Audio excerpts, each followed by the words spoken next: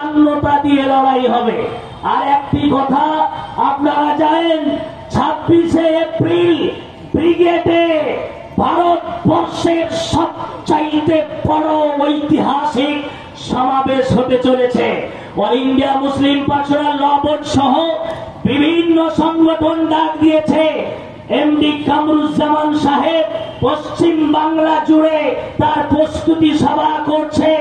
গোটা আপনার ব্রিগেড ময়দান নয়, কলকাতার প্রত্যেকটা রাস্তা আমরা এমন ভাবে ভরিয়ে দেব, একটাও পিঁপড়া ঢুকার মতো জায়গা ফাঁকা থাকবে না। করতে পারবে তো? প্রত্যেক মসজিদের ইমামকে বলবো তার মসজিদ থেকে, মসজিদ কমিটি থেকে 3-4টা করে গাড়ি তাদের নেতৃত্ব বেরোবে।